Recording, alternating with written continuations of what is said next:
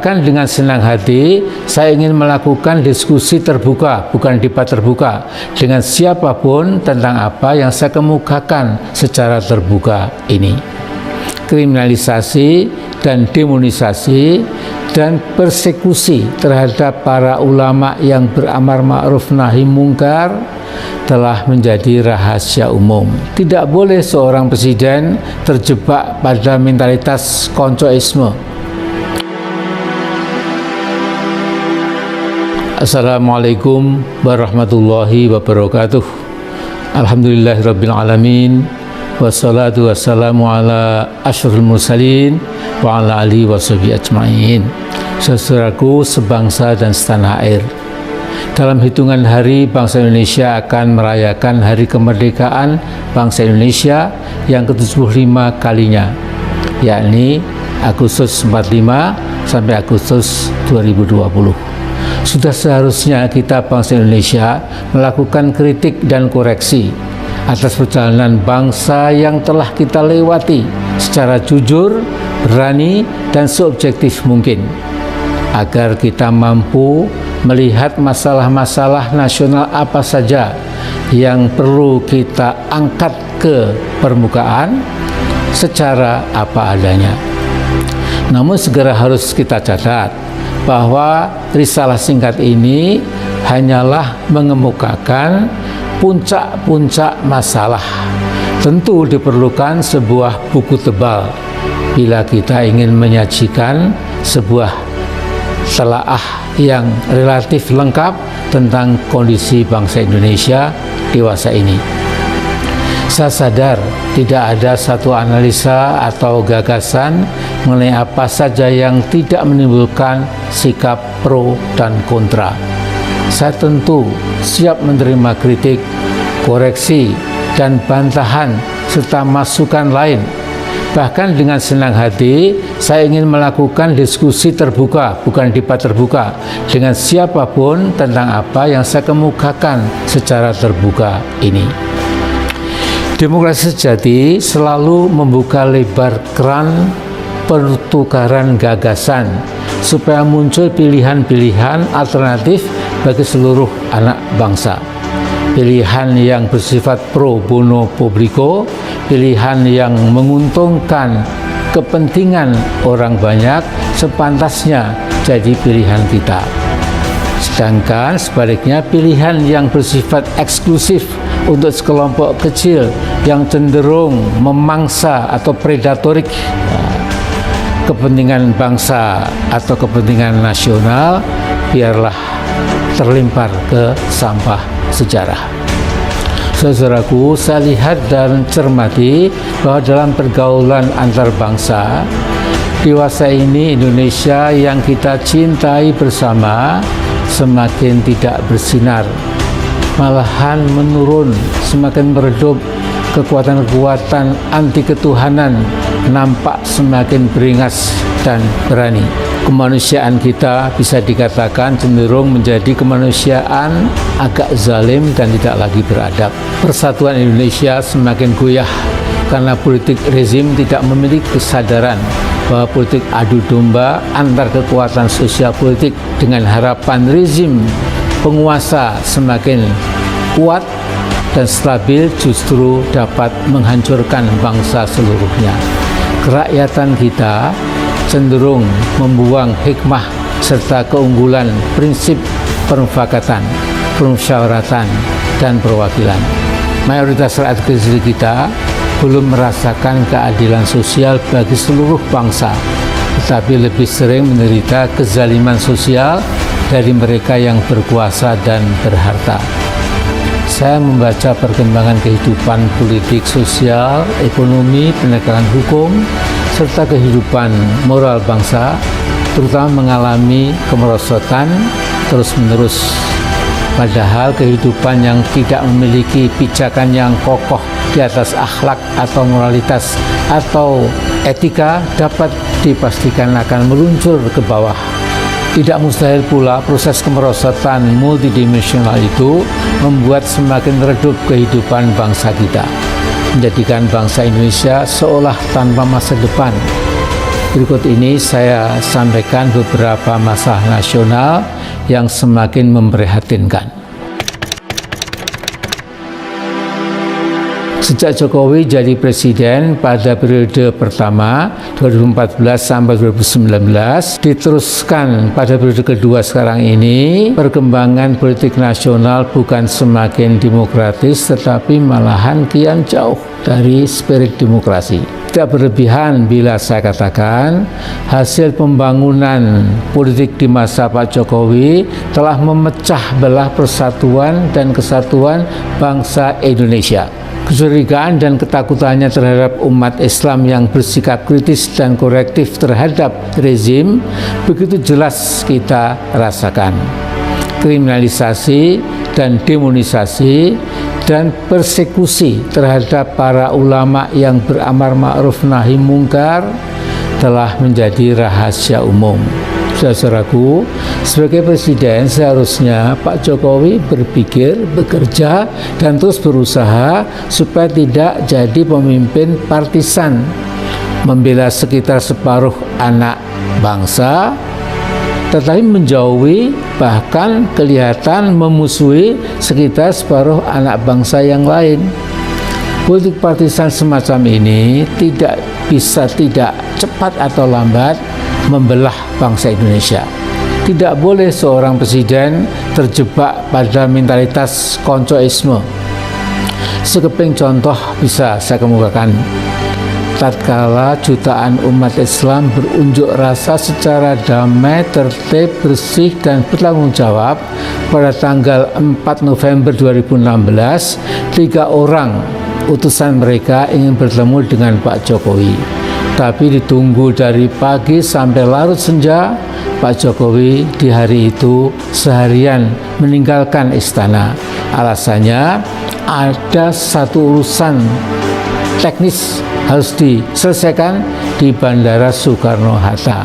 Sampai sekarang penyakit politik bernama partisanship tetap menjadi pegangan rezim Pak Jokowi dalam menghadapi umat Islam yang kritis terhadap kekuasaannya. Para buzzers bayaran dan juga para jubir istana di berbagai diskusi atau acara di banyak stasiun televisi semakin menambah kecurigaan banyak kalangan terhadap politik Jokowi yang beresensi politik belah bambu, menginjak sebagian dan mengangkat sebagian yang lain. Saudaraku, omongan beberapa oknum pendukung rezim Jokowi yang menyatakan tidak ada lagi negara yang berhaluan komunisme adalah puncak kebohongan politik. Kita saksikan sebagian besar umat Islam yang merupakan mayoritas bangsa Indonesia telah bersikap seragam, cabut rencana undang-undang HIP, titik.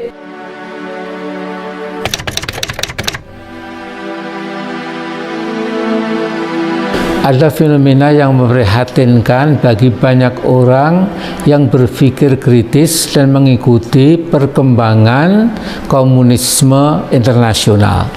Yang paling mutakhir apalagi ya, mengapa?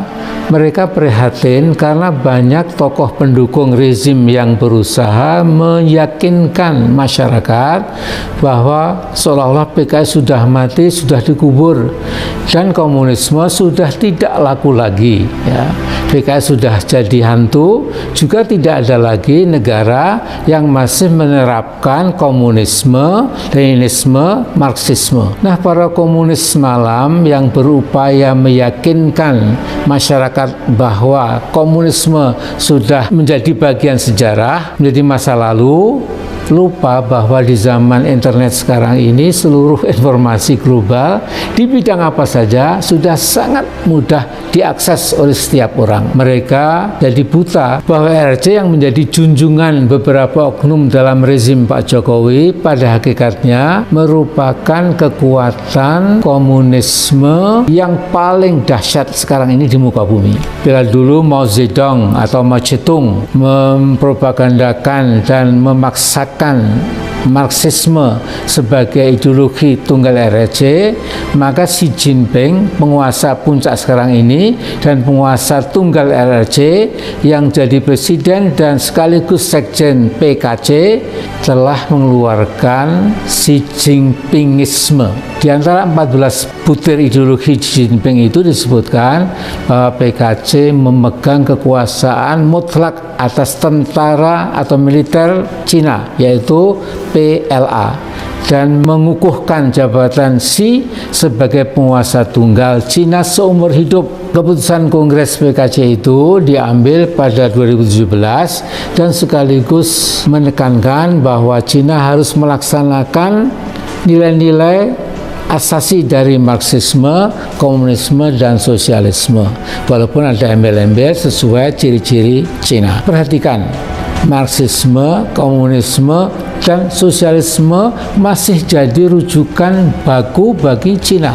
Oknum-oknum rezim Jokowi sedang menipu rakyat Indonesia ketika mereka menyatakan bahwa sudah tidak ada lagi komunisme di muka bumi ini dan juga tidak perlu khawatir PKI akan muncul kembali. Kata mereka, tidak ada lagi negara yang menganut Marxisme, Leninisme, komunisme.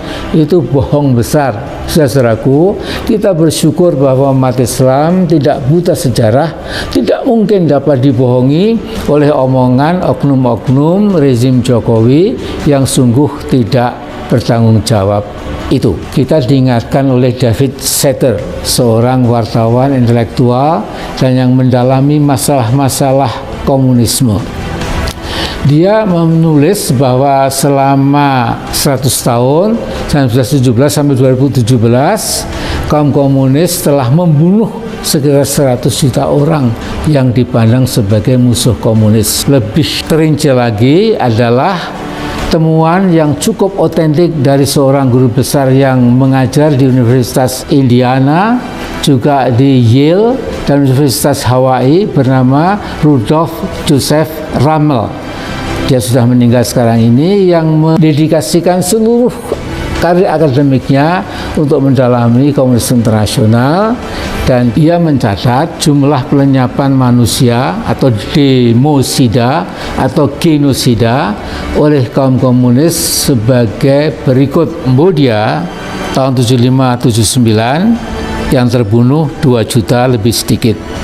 Di RRC ini luar biasa, tahun 49 sampai 87 77 juta 277 ribu. Ya. Polandia tahun 45 sampai 48 1,5 juta. Korea Utara 48 sampai 87 1,5 juta lebih. Vietnam 45 sampai 87 1,6 juta. Yugoslavia tahun 44 sampai 87 1 juta 72 ribu. Uni Soviet tahun 17 sampai 87 61 juta. Nah, ketika Pol Pot, tokoh komunis bengis, menguasai Kambodia selama 75-79, ada sekitar 2 juta rakyat Kambodia yang dibunuh secara sadis. Dan untuk menghemat peluru, musuh-musuh komunis itu dipenggal kepalanya pakai kapak. Jumlah yang dibunuh itu berkisar 25% lebih dari seluruh jumlah penduduk yang mencapai 7,8 juta. Masya Allah, ya. Akankah kita biarkan Neo PKI bangkit dan kemudian mempraktekkan keberingasan dan kebiadaban yang khas komunis yang akan menyasar seluruh orang yang dianggap anti komunis? Apakah demikian loyonya bangsa Indonesia, termasuk mungkin sebagian umat Islam, sehingga tidak mampu mengantisipasi kemungkinan kebangkitan Neo PKI yang sangat berbahaya itu? Saudaraku, sesungguhnya kita beruntung memiliki pakar ahli PKI atau komunisme, yaitu saudara kita Ustadz Alfian Tanjung. Namun pakar yang serajin mengingatkan bahwa PKI, komunisme di Indonesia merupakan bahaya, justru harus keluar masuk penjara. Padahal sudah semestinya kita berterima kasih pada sang Ustadz yang tidak pernah lelah mengingatkan bangsa Indonesia agar tidak terperosok ke lubang musibah besar yang sama untuk ketiga kalinya. Yang pertama, peristiwa Madiun tahun 48, dan kedua, Gestapo PKI tahun 65. Cara kaum komunis dalam merebut kekuasaan biasanya lewat kudeta cepat.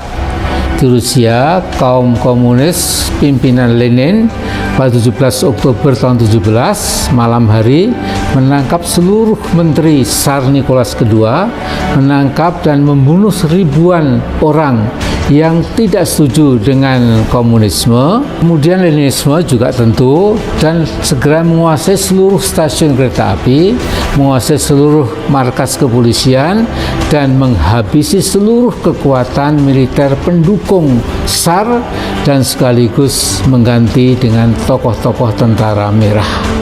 Pada 18 Oktober 17, ketika bangun pagi, seluruh rakyat Rusia, terutama di Moskow, terperanjat merasa seolah hidup di planet lain.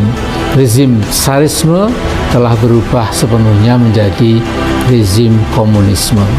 Saudaraku, Kolonel Untung dulu dan para kameratnya mungkin membayangkan bahwa setelah berhasil membunuh 7 pahlawan revolusi dan dari Angkatan Darat pada 30 September tahun 65, kemudian menguasai stasiun pusat RRI dan kantor telegraf, dia bisa berhasil seperti Lenin lewat Dewan Revolusi abal-abal yang dibentuknya Indonesia, kemudian dijadikan negara komunisme. Alhamdulillah, yang Maha Kuasa dan yang Maha Esa masih berkenan melindungi bangsa Indonesia. Alhamdulillah. Saudaraku, omongan beberapa oknum pendukung rezim Jokowi yang menyatakan tidak ada lagi negara yang berhaluan komunisme adalah puncak kebohongan politik. Paling tidak sekarang ini ada 6 negara komunisme sejati yang masih berjuang teguh dengan komunisme, Marxisme, dan Leninisme dengan nuansa perbedaan di sana sini, yaitu misalnya Cina, Vietnam, Korea Utara, Laos, dan Kuba. 2 diantaranya telah jadi kekuatan nuklir, yaitu Cina dan Korea Utara. Dan jangan lupa, Cina makin lama makin jadi kiblat ideologi politik dan ekonomi buat rezim Pak Jokowi. Sementara Rusia yang keenam mengalami kambuh massal, mereka nostalgia kembali ke komunisme. Saudaraku, kekuatan-kekuatan komunisme malam di Indonesia dengan difasilitasi oleh sebuah partai besar di DPR, dan berkoordinasi dengan rezim Pak Jokowi membuat rancangan undang-undang haluan ideologi Pancasila HIP yang seperti kita ketahui telah memantik reaksi luar biasa luasnya dari kalangan umat Islam.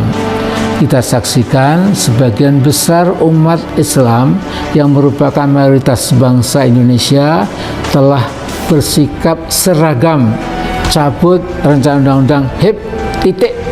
Umat Islam dengan pengetahuannya, firasatnya, dan pengalamannya berkesimpulan bahwa di balik rencana undang-undang HIP itu adalah strategi comeback-nya PKI dengan dukungan utama dari Partai Komunis Cina. Saudaraku, bukan saja para kader partai besar yang berkuasa dewasa ini di negara kita telah sering melakukan saling kunjung dengan PKC di markas besar mereka di Beijing, tetapi juga sebagian ulama vokal yang populer di medsos juga sudah berkunjung ke markas PKC di Beijing difasilitasi oleh rezim Pak Jokowi. Sepulang dari Beijing, beberapa ulama ini ditanya oleh temannya, Bung, antum mengapa tetap pergi RRC padahal Habib Rizik Syihab kan sudah melarang Anda semua? Jawaban mereka, memang, tetapi hikmah perjalanan ke Cina dan berkunjung ke markas besar PKC sungguh sangat besar. Itu kata mereka. Mereka menyatakan sangat takjub dengan kemajuan ekonomi Cina dan berkesimpulan komunisme di sana menjadi dasar penggerak kemajuan Cina, maka Islam dapat dijadikan penggerak pembangunan di Indonesia. Namun ada yang mereka lupakan. bahwa pikiran dan sikap istiqomah mereka sedang ditumpulkan, sehingga paling tidak sikap mereka menjadi lunak dan lembek, serta lupa bahwa komunisme dari ujung kaki sampai ujung ubun-ubun bertentangan dengan secara diametral bertentangan dengan Islam. Bahkan salah satu dogma komunisme yang paling penting adalah permusuhan kepada agama-agama, terutama agama Islam. Saudaraku, namun kita bersyukur bahwa para ulama tadi hanya khilaf dan sekarang sudah kembali ke pangkuan umat, bahkan sudah menohok rezim HIP itu, kemudian dibatalkan sesegera mungkin, titik. Bravo pada para ulama kita itu.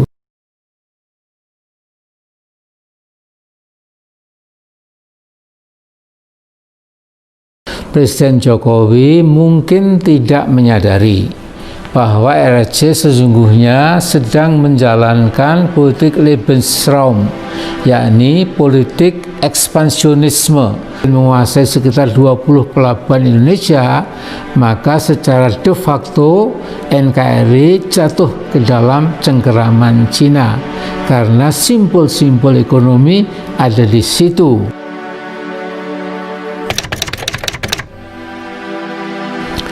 Masalah yang ketiga, saya namakan politik Lebensraum Cina. Dengan memberikan angin kencang buat kebangkitan komunisme, Presiden Jokowi mungkin tidak menyadari bahwa RRC sesungguhnya sedang menjalankan politik Lebensraum, yakni politik ekspansionisme, untuk secara perlahan menguasai, mencaplok negara-negara di Asia Tenggara, yakni Filipina, Vietnam, Brunei, dan Indonesia, serta Taiwan yang dianggap bagian integral wilayah RRC. Tidak perlu diragukan bahwa Xi Jinping merupakan tokoh besar komunisme Cina dan telah diberi kesempatan memimpin Cina seumur hidup.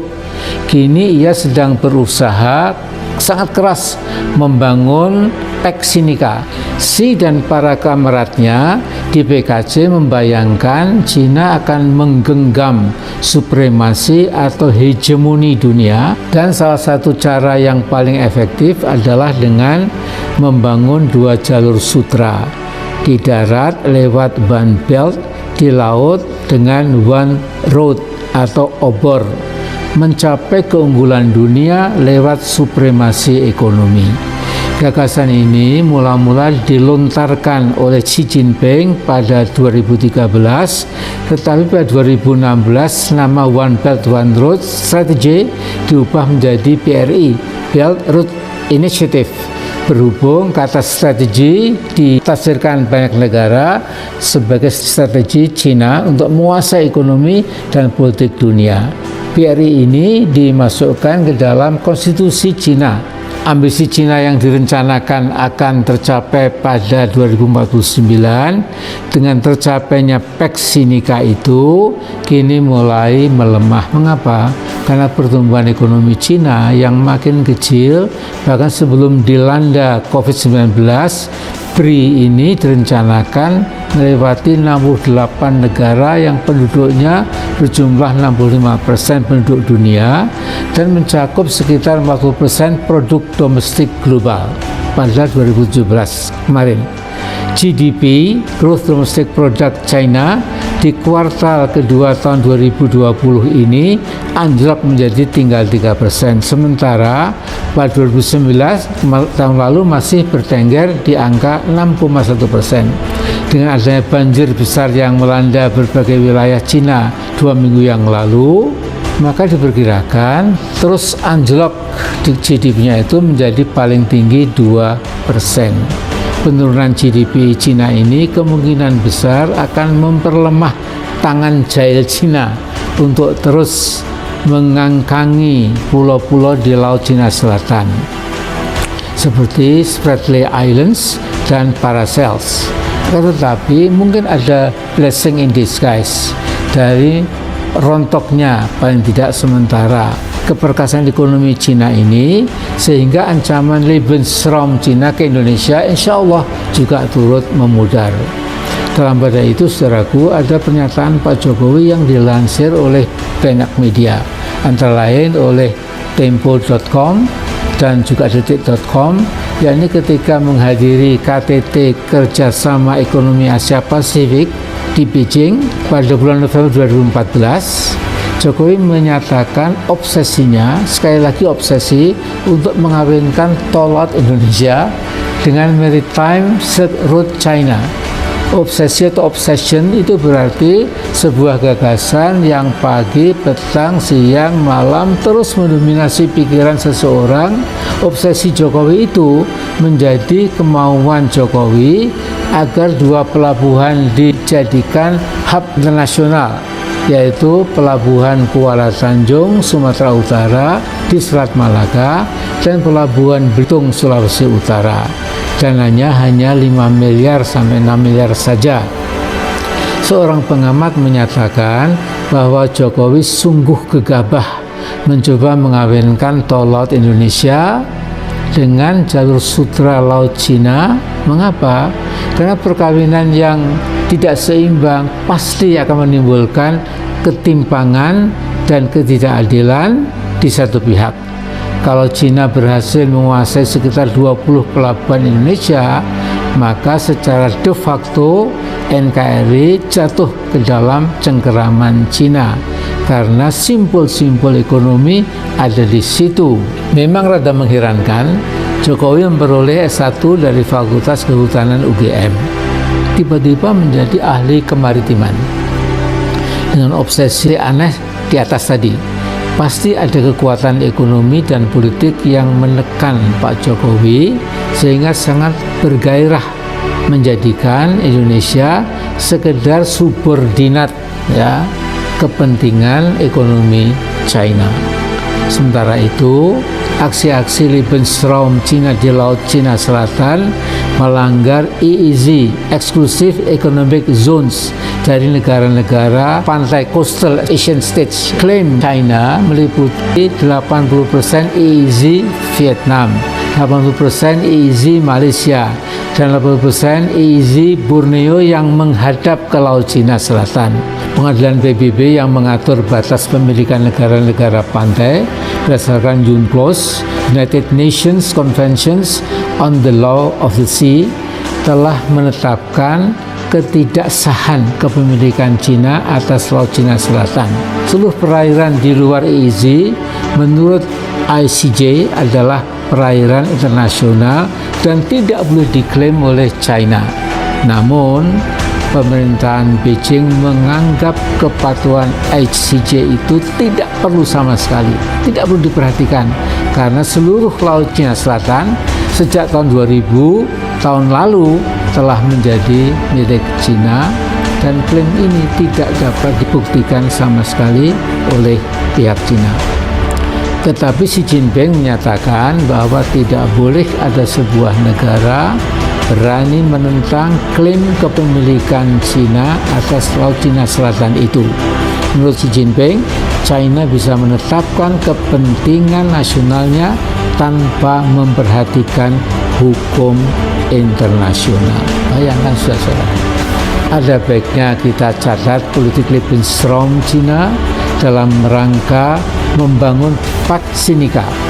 Saat ini berhadapan dengan Amerika Serikat di bawah Donald Trump yang gigih melancarkan upaya agar Amerika harus besar dan berjaya kembali. Amerika yang perkasa, kuat ekonomi, ilmu pengetahuan, teknologi, dan militernya, sebuah Pax Americana. Itu impian Donald Trump.